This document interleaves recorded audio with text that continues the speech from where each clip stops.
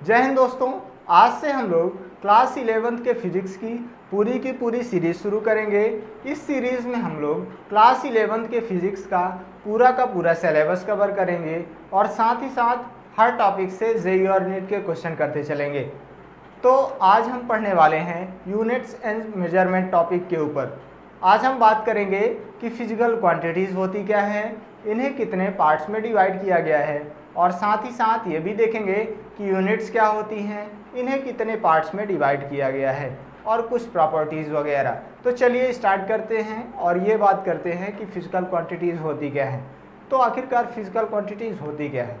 जैसे हम अपने रोज़ाना जीवन में बहुत सारी चीज़ों को मापते हैं, हमें बहुत सारी चीज़ों का मेज़रमेंट करना होता है। जैसे कई बार हम ये बताते हैं कि वो उतना लंबा है, उसका वज़न बताते हैं। कोई वस्तु रखी हुई है कहीं पे तो वो कितनी जगह घेरेगी, कितना स्थान घेरती है, वो सारी चीज़ें हमें बतानी पड़ती हैं। लेकिन कुछ चीज़ें ऐसी होती हैं जिन्हें हम लोग मेज़र नहीं कर सकते। जैसे कोई व्यक्ति कितना खुश है, कोई व्यक्ति कितना उदास है, या फिर कोई किसी से कितना प्रेम करता है। कुछ क्वांटिटी ऐसी हैं जिन्हें हम लोग मेज़र कर पा रहे हैं, जैसे लेंथ हो गया, मास हो गया, टाइम हो गया। लेकिन कुछ ऐसी हैं जिन्हें हम लोग नहीं माप सकते हैं। सैडनेस, हैप्पीनेस, लव, कि कोई किसी से कितना प्रेम करता है, वो सारी चीज़ें। तो फिजिकल क्वांटिटी क्या हो जाएंगी, which can be measured.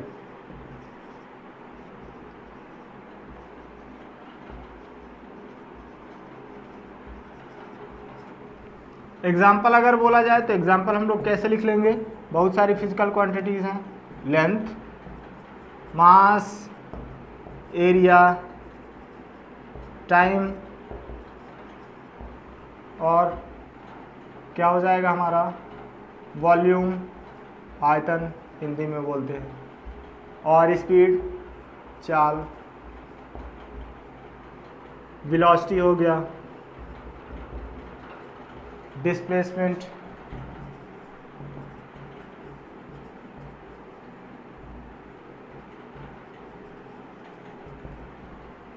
Force, work, etc बहुत सारी हैं। फिजिकल क्वांटिटीज़ वो क्वांटिटी कहला जाएंगी जिन्हें हम लोग मेज़र कर सकते हैं। जैसे लेंथ हो गया, mass, area, time, volume, speed, velocity, displacement, force, और भी बहुत सारी हैं। लेकिन कुछ ऐसी हैं जिन्हें हम लोग नहीं मेज़र कर पाते हैं। जैसे क्या हुआ, हैप्पीनेस हमने बताया, लव, सैडनेस। तो ये फिर फिजिकल क्वांटिटीज़ नहीं कहलाएंगी। फिजिकल क्वांटिटी हम उन्हें ही बोलेंगे जिन्हें हम लोग मेज़र कर सकते हैं। ये सारी की सारी, इन्हें हम लोग मेज़र नहीं कर सकते तो ये फिजिकल क्वांटिटीज़ नहीं कहलाएंगी। अब अगर ध्यान से देखिए आप तो ये पाएंगे कि कुछ क्वांटिटी ऐसी हैं जो एकदम पूरी तरीके से इंडिपेंडेंट होती है। जैसे लेंथ का किसी से कोई लेना देना नहीं है। जैसे मास, टाइम, इन सब से कोई लेना देना नहीं है। मास पूरी तरीके से इंडिपेंडेंट होता है, इसका लेंथ से किसी लेना देना नहीं है, ना तो टाइम से लेना देना है। लेकिन अगर मैं बात करूं, यहाँ पे बात कर लेता हूँ, मान लीजिए स्पीड की अगर मैं बात करूं तो स्पीड दो चीज़ों से मिलकर बना होता है। स्पीड का फार्मूला क्या होता है, लेंथ या फिर डिस्टेंस बोल दिया जाए अपॉन टाइम।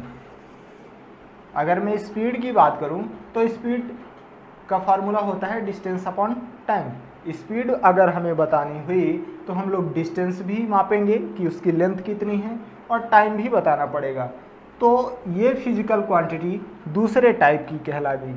कुछ क्वांटिटी ऐसी हैं जो पूरी तरीके से इंडिपेंडेंट हैं, जैसे लेंथ, मास, टाइम, और भी हम बात करेंगे। और कुछ क्वांटिटी ऐसी हैं जिन्हें डिराइव कर रहे हैं हम लोग।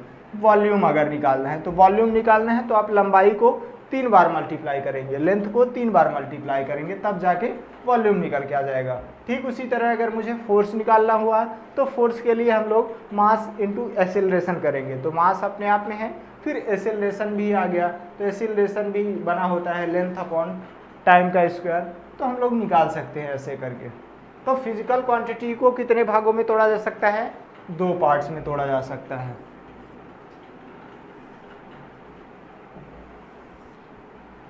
पहला क्या हो गया हमारा फिजिकल क्वांटिटी, पहला हो गया फंडामेंटल क्वांटिटी, फंडामेंटल क्वांटिटीज। दूसरा हो जाएगा हमारा डिराइव्ड क्वांटिटीज,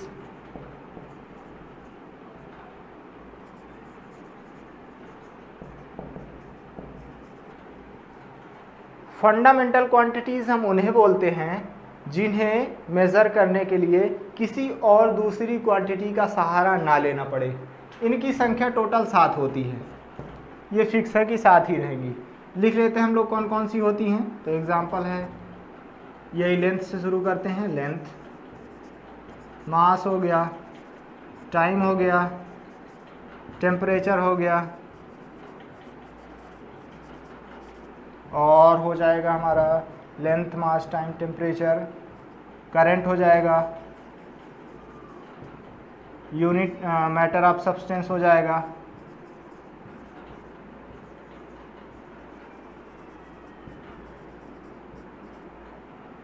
कितनी हो गई, 6 हो गई, और एक रह गई हमारी luminous intensity.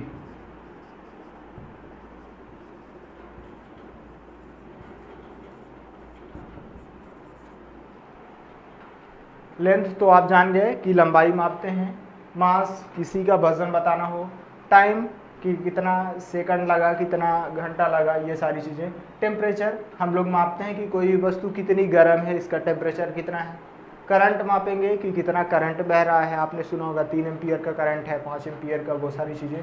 Matter of substance तो ये केमिस्ट्री वाले यूज करते हैं, केमिस्ट्री में इसका बहुत ज़्यादा यूज़ होता है, मोल वगैरह आपने सुना होगा।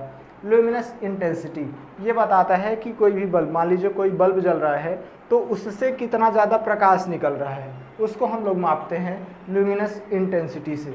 तो ये हो गई फिजिकल फंडामेंटल क्वांटिटीज़ या फिर बेस क्वांटिटी। इनको मिला के बनाया जाता है डेराइव्ड क्वांटिटी। ऐसी क्वांटिटीज़ जो फंडामेंटल क्वांटिटीज़ को मिला के बनाई जाती हैं, फंडामेंटल क्वांटिटीज़ की सहायता से बनाई जाती हैं, उन्हें कहते हैं डेराइव्ड क्वांटिटी। जैसे स्पीड, स्पीड इक्वल टू कितना हुआ हमने अभी बताया, डिस्टेंस अपॉन टाइम।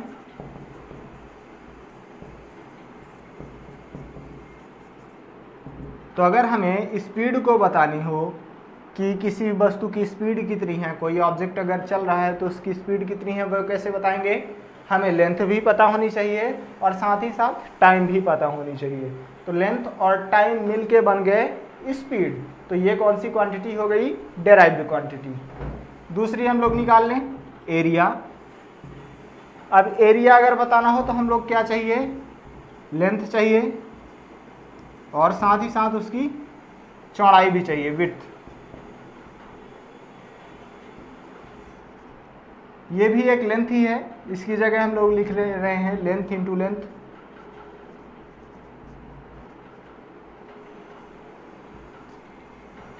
तो अगर हमें एरिया बताना हो, मान लीजिए इस बोर्ड का एरिया बताना है, तो हमें ये भी पता होना चाहिए कि इसकी लंबाई कितनी है और इधर साइड वाला हिस्सा भी पता होना चाहिए कि चौड़ाई कितनी है।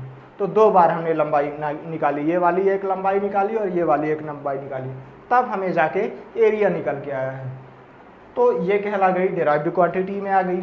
उसी तरह अगर मुझे वॉल्यूम निकालना हुआ, आयतन निकालना हुआ, तो हम लोग क्या करेंगे, लेंथ को 3 बार लेंथ का क्यूब कर देंगे तो हमें वॉल्यूम निकल के आ जाएगा। अगर हमें डेंसिटी निकालना हुआ किसी का घनत्व, तो हम लोग कैसे करते हैं, मास अपॉन वॉल्यूम। तो देखिए अगर डेंसिटी बनाना हुआ हमें तो हमने मास लिया है और लेंथ को 3 बार यूज़ करेंगे, वॉल्यूम है तो लेंथ को 3 बार यूज़ करेंगे, तब जाके हमें डेंसिटी बना। फिर से एक बार रिवाइज कर लेते हैं। फिजिकल क्वांटिटीज़ उनको बोलेंगे जिन्हें हम लोग मेज़र कर सकते हैं, जैसे ये बहुत सारी लिखी गई हैं, ये फिजिकल क्वांटिटीज़ में नहीं आएंगी। अब हमने ये देखा कि कुछ क्वांटिटी ऐसी हैं जो पूरी तरीके से इंडिपेंडेंट है, उनको हमने रख दिया फिर फंडामेंटल क्वांटिटीज़ के कैटेगरी में। उनका नंबर कितना है, टोटल 7 है और वो ये रही। दूसरा हमने क्वांटिटी बनाई, उसको बोल दिया डेराइव्ड क्वांटिटी। ये क्वांटिटी कैसी हैं, इनकी सहायता से बनाई जा सकती हैं, ये उनके एग्जाम्पल हैं। तो आइए अब हम ये समझते हैं कि यूनिट्स क्या होते हैं, इनका हम लोग यूज़ कैसे करेंगे। अभी तक हमने ये जाना कि फिजिकल क्वांटिटीज़ होती क्या हैं। अब हम ये बात करने वाले हैं कि यूनिट्स क्या होती हैं, इसका यूज़ हम लोग क्यों करते हैं, और साथ ही साथ ये बात करेंगे कि इन्हें कितने पार्ट्स में डिवाइड किया गया है। तो चलिए सबसे पहले ये समझते हैं कि आखिरकार यूनिट्स की ज़रूरत हमें क्यों है। तो आप कुछ ऐसा समझिए कि अगर हमें शक्कर लेना हो तो हम दुकानदार के पास जाते हैं, और अगर उससे बोलते हैं कि हमें शक्कर चाहिए, तो वो एक बात ज़रूर बोलता है कि आपको किस क्वांटिटी में शक्कर चाहिए, 5 किलो, 10 किलो, 15 किलो। जैसे हमने उसे बोला कि 5 किलो शक्कर चाहिए, तो वो समझ जाता है कि हाँ उसे किस क्वांटिटी में शक्कर देना है, क्योंकि उसके पास एक इतना बड़ा बाट होता है 1 किलोग्राम का, उसी को वो 5 बार नाप देगा तो हमारी शक्कर हो जाती है 5 किलोग्राम की। तो इसलिए हम लोग यूनिट का यूज़ करते हैं। वो जो किलोग्राम है वही कहला जाती है यूनिट। यूनिट का हम यूज़ करने से ये आसानी से समझ पाते हैं कि हमें किस क्वांटिटी में उस शक्कर को देना है। जैसे अगर कोई हमारे पास आता है और बोलता है कि उसे 10 मीटर की एक छड़ चाहिए, रॉड चाहिए, तो हम लोग आसानी से जान पाएंगे कि वो 10 मीटर छड़ कितनी लंबी हमें देना है, क्योंकि हमारे पास 1 मीटर हमने फिक्स कर दिया है, ये 1 मीटर हुआ, इसी को हमने बोला यूनिट। अब इसी को 10 बार नाप दें अगर, और जितनी लंबी निकल के आए उस लंबाई के हम उसको रॉड दे देंगे। तो इस तरह किसी भी फिज़िकल क्वांटिटी का मेज़रमेंट करने के लिए कि वो फिज़िकल क्वांटिटी किस मात्रा में है, ये बताने के लिए हम लोग यूज़ करते हैं यूनिट। यूनिट का यूज़ करने से आसानी से बताया जा सकता है कि सामने वाला व्यक्ति हमें किस क्वांटिटी में कोई भी ऑब्जेक्ट मांग रहा है। जैसे हमने अगर दुकानदार से बोला कितना लेना है हमें शक्कर, 5 किलोग्राम लेना है, तो इस शक्कर की क्वांटिटी बताने के लिए, शक्कर का द्रव्यमान है यहाँ पे, शक्कर का मास, कितना शक्कर लेना है हमें, 5 किलोग्राम। तो शक्कर की मात्रा बताने के लिए हमें दो चीज़ों की ज़रूरत पड़ी। एक तो मैग्नीट्यूड, इसको हम लोग बोलते हैं मैग्नीट्यूड, और इसको बोला जाता है यूनिट। किसी भी फिजिकल क्वांटिटी को बताने के लिए कि इसकी मात्रा कितनी है, दो चीज़ों की ज़रूरत है, एक तो यूनिट और दूसरा मैग्नीट्यूड। यूनिट से हम ये पता कर पाते हैं कि वो किस क्वांटिटी में ले रहा है। मान लीजिए अगर वो बोलता है 5 शक्कर चाहिए, तो 5 कितना, 5 क्विंटल भी हो सकता है, 5 ग्राम भी बात कर सकता है, वो 5 टन भी मांग सकता है। तो यहाँ पे जो हम लोग लिखेंगे, टन बोलें या फिर क्विंटल बोलें, वो सारी की सारी यूनिट है। कितनी बार रिपीट करना है उस यूनिट को, तो ये नंबर बता रहा है, इस नंबर को हम लोग बोलते हैं मैग्नीट्यूड। ये परिमाण बताता है कि ये शक्कर किस मात्रा में लेना चाहता है। हम ये जानते हैं कि फिजिकल क्वांटिटीज़ को दो पार्ट्स में ब्रेक किया गया है, पहला फंडामेंटल क्वांटिटीज़ और दूसरा डेराइव्ड क्वांटिटीज़। तो फंडामेंटल क्वांटिटीज़ की यूनिट्स को हम लोग बोल देते हैं फंडामेंटल यूनिट्स। फंडामेंटल क्वांटिटीज़ हमने पढ़ा है, वो 7 होती हैं। अब इन 7 के लिए जो यूनिट्स बनाया गया है उनको हम लोग बोल देते हैं फंडामेंटल यूनिट्स, और जो डिराइव्ड क्वांटिटी है हमारी, उनके लिए जो यूनिट्स बनाया गया है उनको बोल दिया जाता है डेराइव्ड यूनिट्स। फंडामेंटल क्वांटिटीज़ के लिए जो यूनिट्स बनाए गए उन्हें हमने नाम दिया फंडामेंटल यूनिट्स, और साथ ही साथ डेराइव्ड क्वांटिटीज़ के लिए जो यूनिट्स बनाए गए उन्हें हमने नाम दिया डेराइव्ड क्वांटिटीज़। तो आइए अब हम एक चार्ट बनाते हैं और उसमें देखते हैं कि फंडामेंटल क्वांटिटीज़ क्या हैं, फंडामेंटल यूनिट्स उनकी क्या हो जाएगी, और साथ ही साथ उनका सिंबल कितना रहेगा, क्या रहेगा। तो इस चार्ट में हम लोग देख सकते हैं कि यहाँ पे फंडामेंटल क्वांटिटीज़ दिखाई गई हैं, यहाँ पे हैं SI यूनिट्स और इनके सिंबल लिखे गए हैं। पहली फंडामेंटल क्वांटिटी है लेंथ, इसका SI यूनिट है मीटर और इसका सिंबल है स्मॉल m। दूसरी फंडामेंटल क्वांटिटी मास, इसको हम लोग किलोग्राम से मेज़र करते हैं और सिंबल है kg। टाइम, इसका SI यूनिट है सेकंड और इससे हम लोग स्मॉल एस से डिनोट करते हैं। करंट, इसे हम लोग एम्पियर से मेज़र करते हैं और सिंबल है कैपिटल ए। टेम्परेचर, इसको हम लोग केल्विन से मेज़र करेंगे, सिंबल है कैपिटल के। अमाउंट ऑफ सब्सटेंस, इसको हम लोग मोल से मेज़र करते हैं। जनरली ये अमाउंट ऑफ सब्सटेंस हमारे फिजिक्स में नहीं आता है। MOL इसका सिंबल है। ल्यूमिनस इंटेंसिटी, इसे हम लोग कैंडेला से मेज़र करते हैं कि 5 कैंडेला प्रकाश आ रहा है, 7 कैंडेला, ऐसे CD से डिनोट करते हैं। आपके दिमाग में ये क्वेश्चन उठ सकता है कि इन्हें तो हम लोग स्मॉल से लिख रहे हैं, small m, small kg, small s, ये जो कैपिटल में लिखे गए हैं एक्चुअली ये वैज्ञानिकों के नाम होते हैं, साइंटिस्ट के नाम होते हैं। जिन सिंबल को हम लोग किसी साइंटिस्ट के नाम पे रखते हैं वहाँ पे हमेशा कैपिटल यूज़ करेंगे, बाकी हर जगह स्मॉल रहेगा। स्मॉल m हम लोग यूज़ करेंगे, स्मॉल kg रहेगा, स्मॉल मोल रहेगा, स्मॉल में CD रहेगा, ऐसे करके। तो आइए अब हम लोग डेराइव्ड यूनिट्स की बात कर लेते हैं। अगर हम लोग डेराइव्ड क्वांटिटी की यूनिट्स निकाल रहे हैं तो फिर वो कहला जाती हैं डेराइव्ड यूनिट्स। जैसे स्पीड की मान लीजिए हम लोग अगर निकाल रहे हैं कि यूनिट क्या होगी, तो स्पीड डेराइव्ड क्वांटिटी है, इसका हमें यूनिट्स निकालना है। तो स्पीड को हम लोग कैसे लिखेंगे, डिस्टेंस अपॉन टाइम। अब डिस्टेंस को हम लोग लिखेंगे मीटर में, क्योंकि डिस्टेंस फंडामेंटल क्वांटिटी है और इसका एक यूनिट है।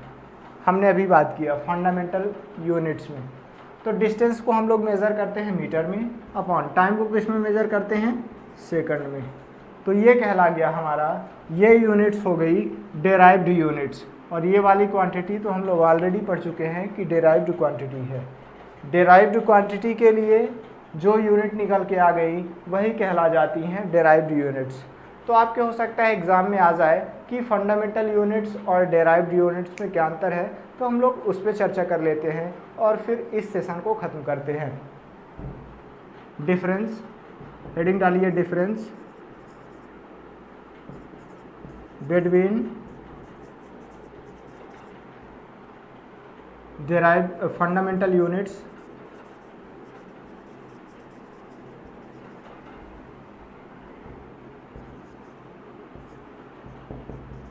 And derived units.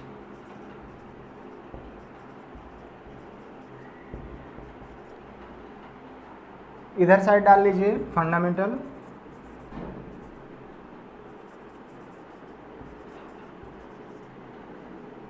यूनिट्स और इधर साइड derived यूनिट्स। इन दोनों यूनिट्स में पहला डिफरेंस तो डेफिनेशन ही हम लोग लिख देंगे। जैसे फंडामेंटल यूनिट्स क्या कहला जाएंगी, तो फंडामेंटल क्वांटिटीज़ के लिए जो यूनिट्स बनाई गई हैं उन्हें हम लोग फंडामेंटल यूनिट्स बोल देते हैं। यहाँ पे आपको लिख लेना है। इसमें क्या हो जाएगा कि डेराइव्ड क्वांटिटीज़ के लिए जो यूनिट्स बनाई गई हैं उन्हें हम लोग डेराइव्ड यूनिट्स बोल देते हैं।